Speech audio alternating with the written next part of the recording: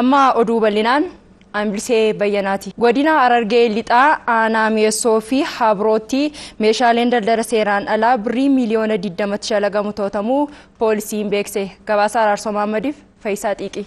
Godina Harargee Lixaa aanaa Mi'eessootti konkolaataa FSR lakkoofsi gabatee isaa 12747 Oroo ta'ee fi Isuuzuu lakkoofsa gabatee hin qabne meeshaalee daldala seeraan alaa kan ta'e sigaaraa, uffata adda addaa, shishaa fi kophee fe'ee naannoo Sumaalee bakka Mulluu jedhamu irraa fe'ee gara magaalaa Adaamaatti osoo deemaa jiru yeroo hawaasaa fi hordoffii qaamolee nageenyaatiin to'atamuu isaa Daayirektarri Ittaanaa Waajjira Poolisii aanaa Mi'eessoo Saajin Olaanaa Amadiin Kadir Manirum FSR lakkoo gabatee isaa bi ba 12747 ta'ee fi Oroo kan ta'ee fi Isuuzuu lakkoo gabatee hin qabne konkolaataa lamaan to'anne kun tokko sigaaraa, uffata adda addaa, shiitaa fi kophee meeshaa qodaa shiishaan itti aarfamu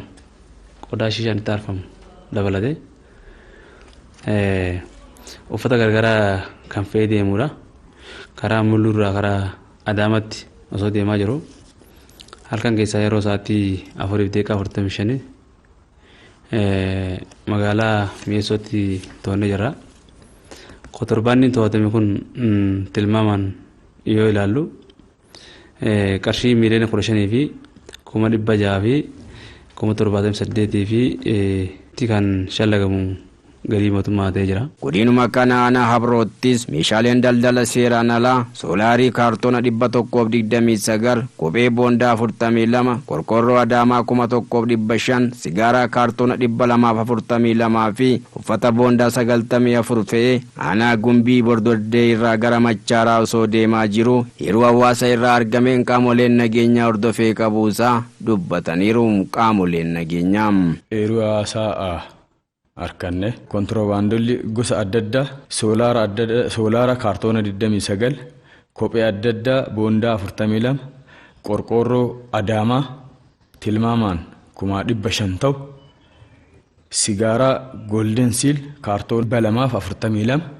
konkolaataa FSR gabateen isaa 39 87 75 irratti ammoo boondaan 94 hoccuun jechuudha irratti kan fe'ame ta'uu isaa hawaasni aanaa gubbaa qorichaa deeggarsa gochuudhaan achi keessaa laga keessaa hanga baasutti humni nageenyaa gubbaa qorichas deeggarsa nu godhuudhaan kontiroobaandota kanneen meeshaalee kontiroobaandii seeraan alaa kana guututti guyyaa kaleessaa to'achuu dandeenyeera. Qaamni hawaasaadha. Qaamni nageenya duuba yoo dhaabbate wiirtuun qaamni nageenya kun kophee uummataa ta'e yeroo tajaajilu keessatti hawaasni kun duubarraan dhaabbate yeroo qaama nageenya kana deeggaru maalummaan nageenya isaanii akkaataa ittiin mirkaneeffachuu danda'u. Nageenyi kun yoo jiraate immoo nullee nagaa bubbaanii galla jedhanii too'i qaamni nageenya duuba dhaabbatanii waan nu deeggareef galata guddaa nurraa qabu jechuudha. Hawaasni dubbisne tokkos namoonni daldala seeraan alaa kana hojjetan kun seera qabeessan hojjechuu qabu malee karaa qaxxaamuraa deemuun barbaachisaa miti jedhaniiru.